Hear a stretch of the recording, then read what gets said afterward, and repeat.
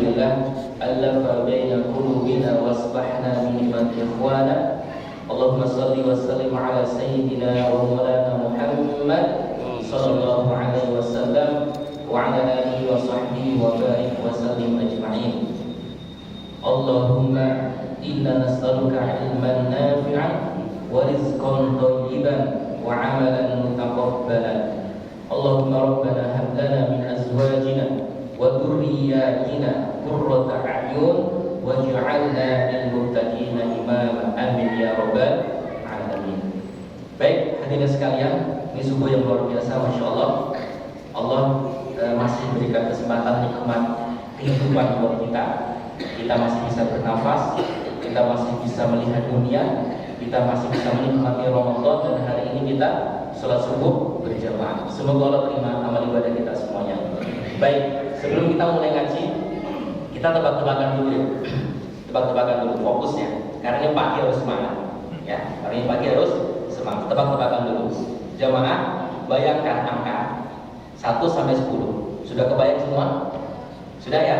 Bayangin semua ya. Oke. Angka 1 sampai 10. Semua bermain. Oke ya. 1 sampai 10. Pilih satu angka. Pilih satu angka yang Anda sukai. Bebas angkanya. Gak boleh ngomong sebenarnya. Sampai biro. Ya. Rahasia ya. Rahasia. Ya. Pilih satu angka antara 1 sampai 10. Sudah semua? Sudah ya? Cakep. Baik. Berikutnya, angka yang Anda pilih tadi, kan kita sudah pilih angka nih, satu angka ya. Silakan ditambah 5.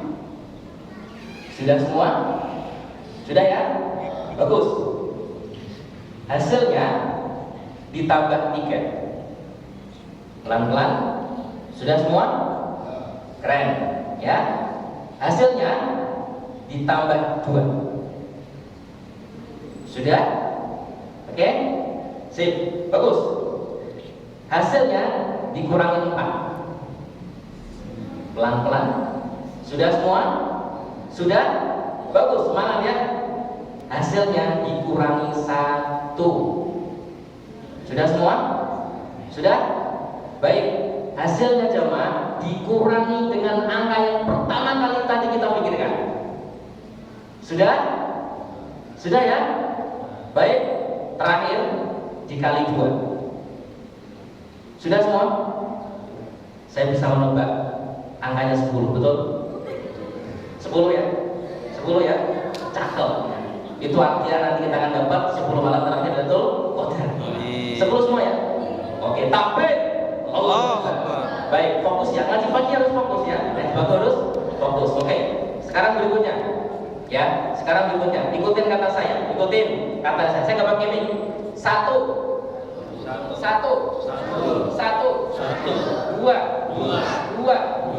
3.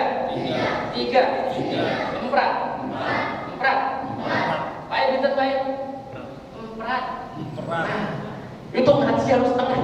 Harus pakai pendengaran ya. Oke ya. 3. 4. Betul Pak? Cakep. Oke, 5. 6. Berapa sebelah sana? Hah? Ntar ilmunya beda lagi ya, sampaikan ya. Harus mendengar ya. Oke, 6. Bagus. 7. 8. 9. 10. Berapa ya? 10. Cakep. Berarti fokus semua ya pagi-pagi ini ya. Oke, baik.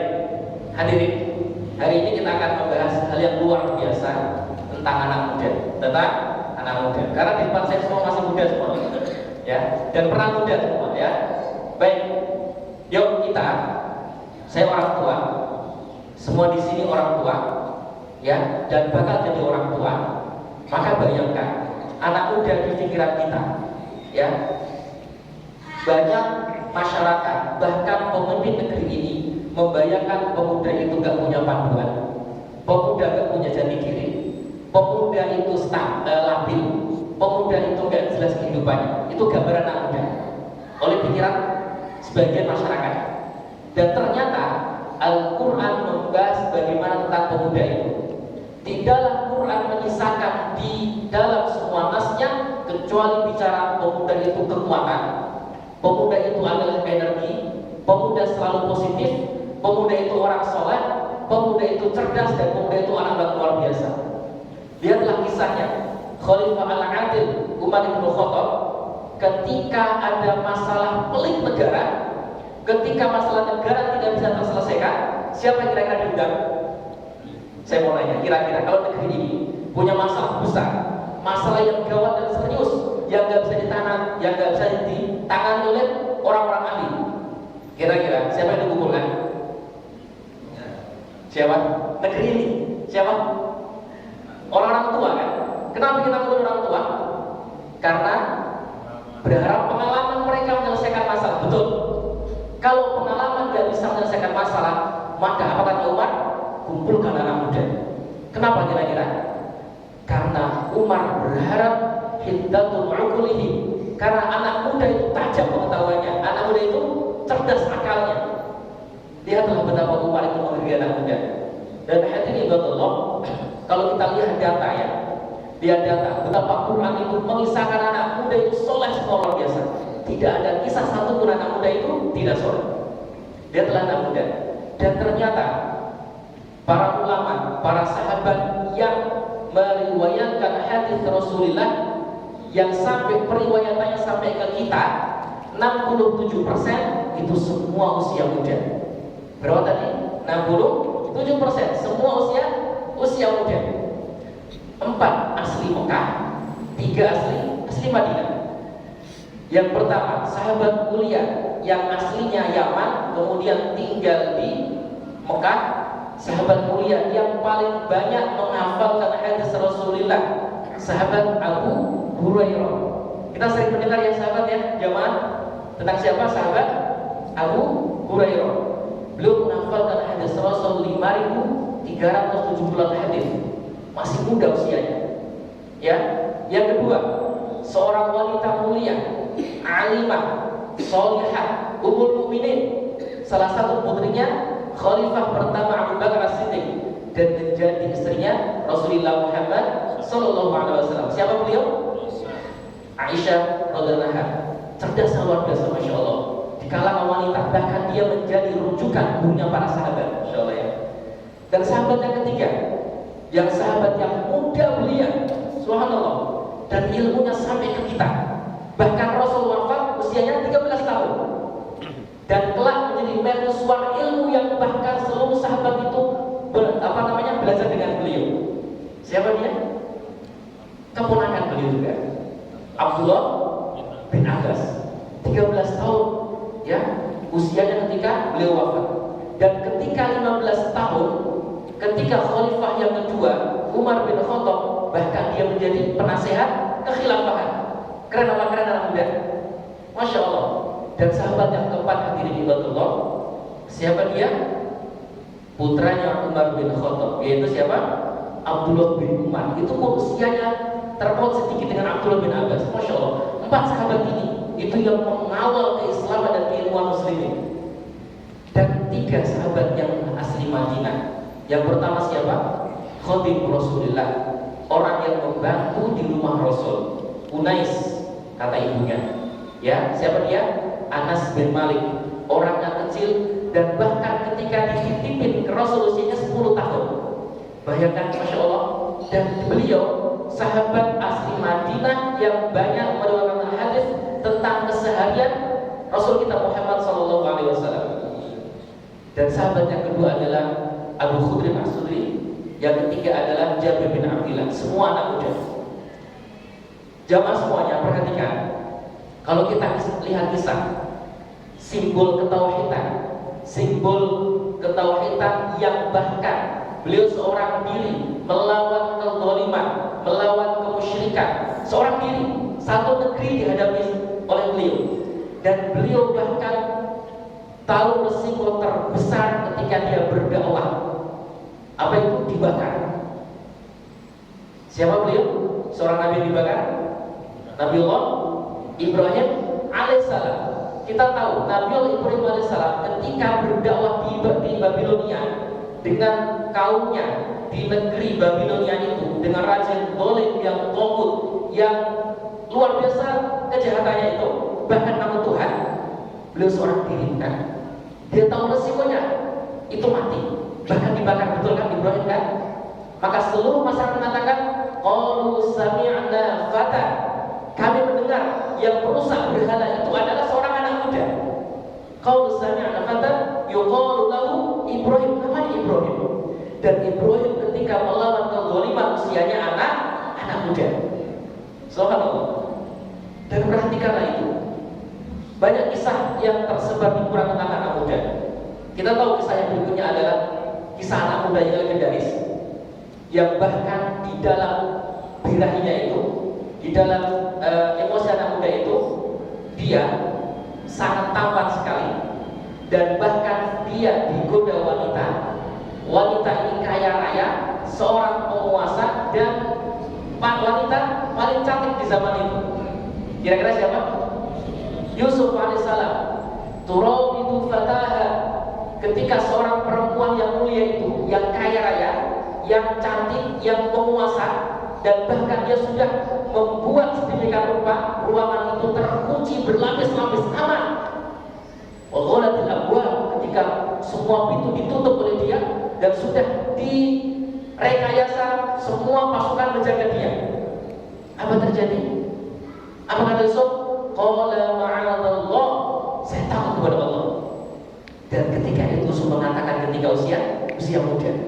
Subhanallah, bayangkan anak-anak kita, ya, mudah-mudahan Allah jaga generasi kita seperti Yusuf alaihissalam. Dan tahukah sahabatku, kisah yang sangat luar biasa dalam surah Al-Buruj. Bismillahirrahmanirrahim. Was-samaa'i dzatil buruj wal yawmil maw'ud wa syahidin wa mashhud qutila ashabul ukhdud. Kisah apa itu? Ashabul ukhdud. Subhanallah. Anak muda yang karyanya mengislamkan satu negeri. Subhanallah. Lihatlah dan bacalah tafsir surah Al-Buruj, bagaimana satu kezaliman itu dirubah dengan karyanya anak muda, dan dia bisa mengislamkan, mentauhidkan satu negeri itu gara-gara karya siapa? Anak muda. Ashabul ukhdud. Subhanallah. Mereka usia muda semua. Dan kita juga tahu hadirin ibadallah, surah yang sering kita baca di hari Jumat, betul? Surah apa tadi? Ashabul Kahfi, surah Al-Kahfi. Dan kita tahu Ashabul Kahfi itu semua kumpulan anak muda yang di zaman itu di mana kekuasaan mencekam, kezaliman luar biasa semua, tidak ada yang bisa menyelamatkan akidah dan iman mereka kecuali mereka harus pergi menyelamatkan ke hutan. Innahu fityatun amanu bi rabbihim wa zidnahum huda. Mereka anak-anak muda yang beriman kepada Allah dan Allah menambah iman mereka. Subhanallah. Usia kapan itu mereka? Fityah, anak muda semua itu. Subhanallah. Dan ibadallah, kita juga tahu ketika Nabiullah Musa alaihissalam itu kemudian Allah perintahkan untuk belajar dengan orang alim. Musa alaihissalam kemudian diperintahkan berguru dengan Nabiullah siapa? Khidir alaihissalam. Saya mau tanya, ketika Nabi Musa berguru dengan Khidir alaihissalam, beliau seorang diri atau ada temannya? Hah? Seorang diri atau ada temannya? Hadirin? Beliau berdua. Beliau ditemani oleh muridnya, ya. Beliau ditemani oleh muridnya, ya. Dan bahkan disebutkan apa? Wa qala Musa li fatahu, ketika Musa berkata kepada fatahu, ya, dalam Quran disebutkan oleh pembantunya. Kenapa pembantunya? Karena beliau adalah murid Musa alaihissalam yang karena taklimnya murid kepada guru itu seakan-akan taklimnya pembantu Khadir kepada majikan. Maka Quran menggambarkan li fatahu, fata hanya panjang, ya. Itu adalah anak muda.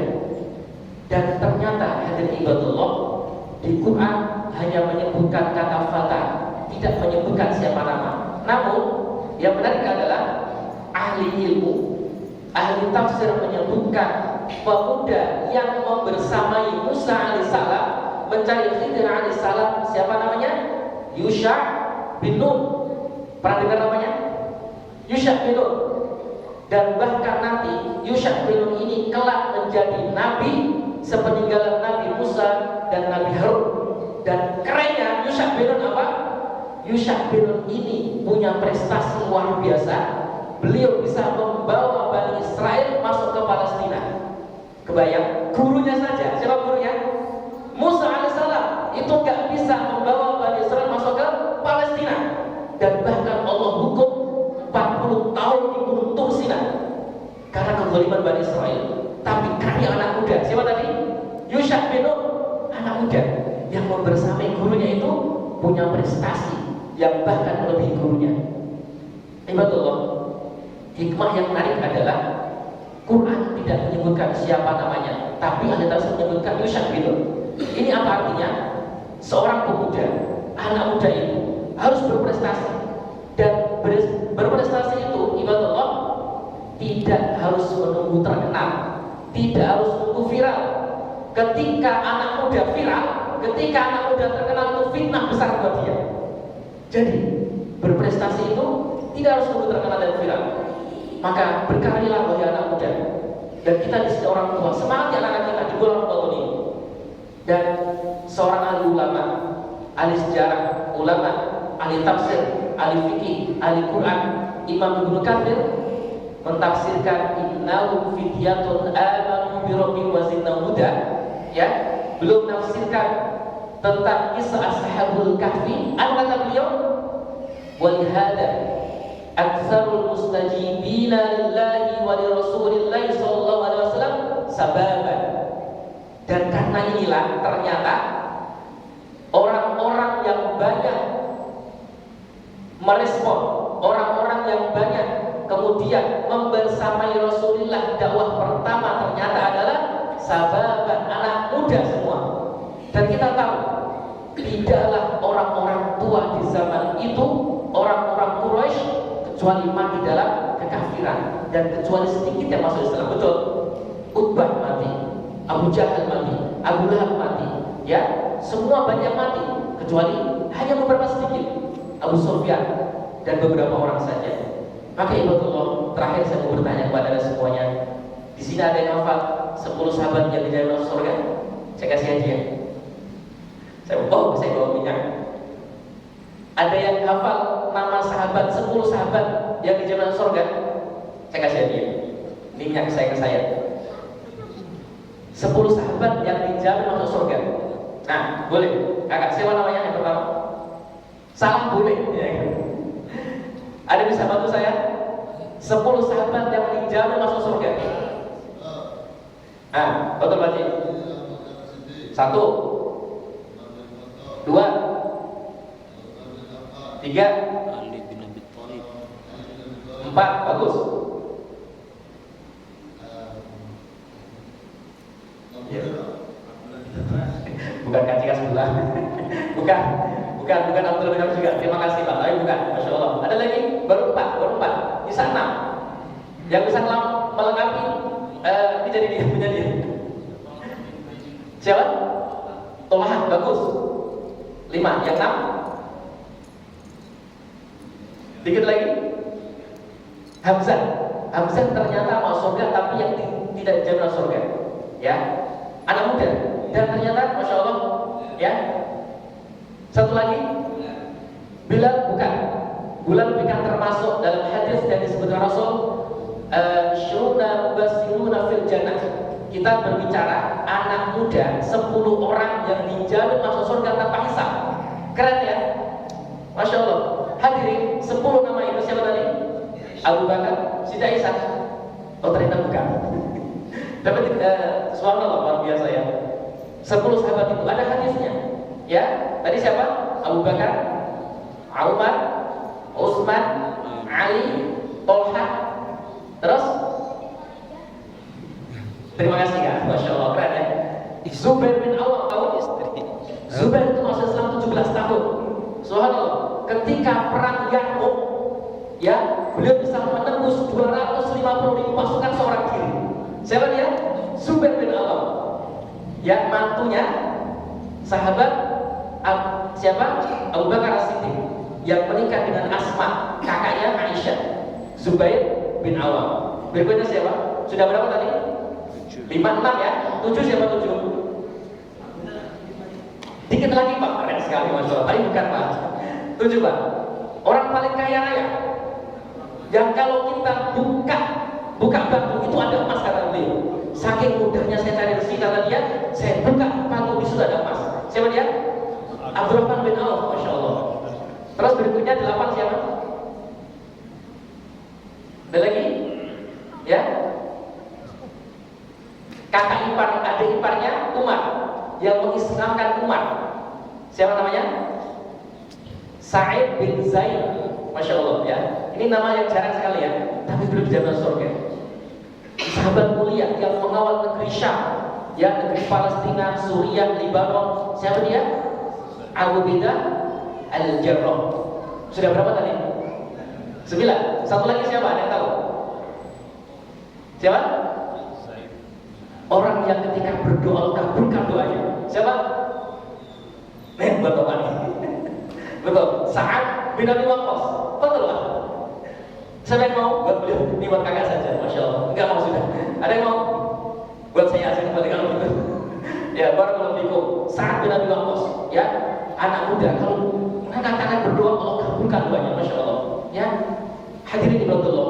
Hafalkan nama itu. Itu nama-nama yang fenomenal. Anak kita harus tahu siapa 10 sahabat yang dijamin masuk surga. Yuk kita lihat sejarahnya, lihat faktanya dan datanya. 10 anak muda itu semua usianya di bawah Nabi kita Muhammad. Subhanallah. Berarti tidak ada muda kecuali, tidak ada yang tua kecuali Rasul kita. Semua muda semua. Dan yang usianya di atas kepala 3 itu hanya 3 sahabat saja. Yang usianya di atas kepala 3-nya 3 sahabat. Abu Bakar, terus Utsman, satu lagi sahabat yang paling kaya tadi, Abdurrahman bin Auf. Itu usia di bawah di atas kepala 3 dan di atas kepala 3. Artinya ada 7 sahabat yang usianya di bawah 30 tahun. Subhanallah. Dan yang paling keren adalah 5 sahabat semua di bawah usia 20 tahun. Allahu Akbar. Mereka semua anak muda hadirin. Anak muda. Maka yuk kita orang tua di bulan Ramadan ini semangat anak muda ini. Masjid ini harus punya program, punya target terbesar untuk apa? Menggerakkan anak muda. Ketika bulan Ramadan ini anak muda tidak bisa bergerak, tidak bisa membuat karya, kita orang tua tidak bisa memberikan fasilitas terbaik buat anak muda di bulan Ramadan, maka di bulan yang lain Allah akan sulitkan kita untuk bersama anak muda. Maka kita yuk para PKN, para orang tua, para pemimpin ini ngomong sama anak muda, nak ayo ke masjid, nak. Kita bareng-bareng. Maka ibadullah, semua data yang tadi saya paparkan itu betapa Al-Quran, betapa sejarah, kemudian apa?